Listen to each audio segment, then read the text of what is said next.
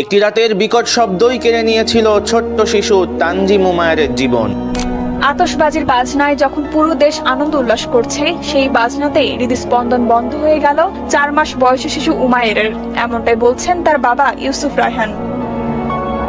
31শে December রাত্রি, যা পৃথিবীর বুকে এক কালো অধ্যায়ের নাম। এই রাতকে কেন্দ্র করে পুরো বিশ্ব যেন পাপাচারের এক অশ্লীল জগতে প্রবেশ করে।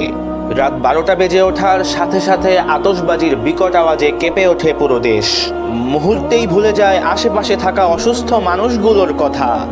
2022 সালে আতশবাজির বিকট আওয়াজে প্রাণ হারায় ছোট্ট শিশু তানজিম উমায়ের।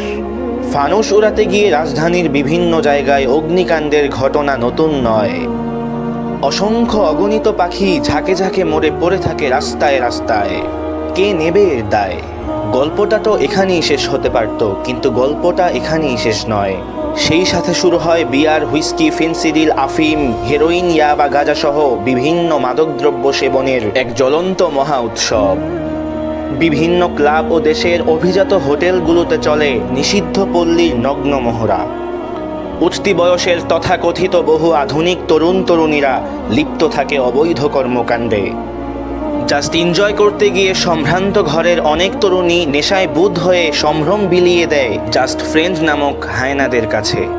বহু জায়গায় কনসার্টের আয়োজন করা হয় এবং নারী পুরুষের এই অবাধ মিলন মেলায় যেন অশ্লীলতার জোয়ার ওঠে।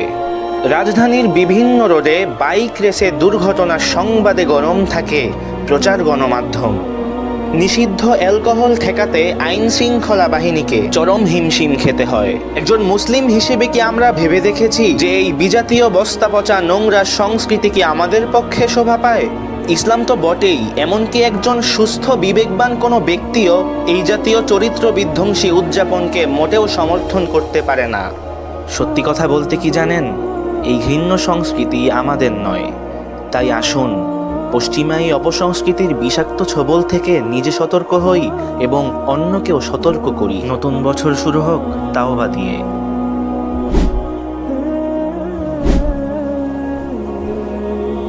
একটি রাতের বিকট শব্দই কেড়ে নিয়েছিল ছোট্ট শিশু তানজিম উমায়েরের জীবন।